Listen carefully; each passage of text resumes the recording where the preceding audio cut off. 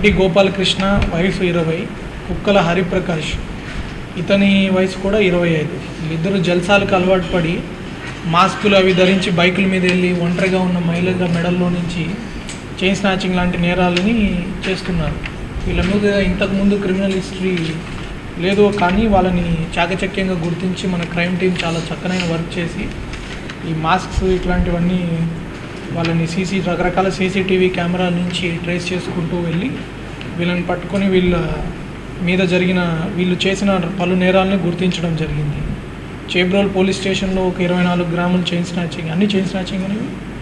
నర్సాపురం టౌన్లో ఒక chain snatching చేశారు, యలమంచిలిలో ఒక చైన్ స్నాచింగ్ చేశారు, రాజౌల్లో ఒక చైన్ స్నాచింగ్, పాలకొల్లు రూరల్.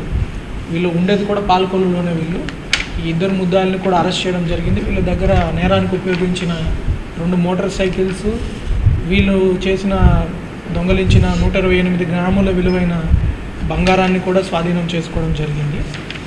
అట్లానే నిడమర్రులో కూడా ఒక దొంగతనం కేసులో నిందితుడు కాకర్ల నాగదుర్గారావు, ఇతని వయసు 40, ఇతను గణపవరం ఇతనిది. ఇతని దగ్గర నుంచి కూడా పోగొట్టుకోబడిన 26 గ్రాముల బంగారము, తర్వాత ఒక 800 గ్రాముల వెండి సీజ్ చేయడం జరిగింది. ఈ సొత్తు విలువ కూడా ఒక 6 లక్షల రూపాయల వరకు ఉంటాయి.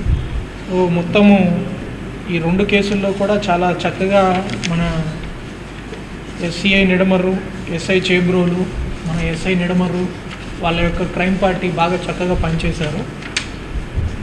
దీంట్లో మన Rajini Kumar CI Nidamarru, Suryabhagavan SI Chebrolu, Ramesh SI Nidamarru, PSR Prasad head constable 509, CH Dhanunjaya PC 2127, B Srinu PC 1205, G Anjaneyulu PC 168, P Ramachandran HC, K Satish PC, D Shivaji PC.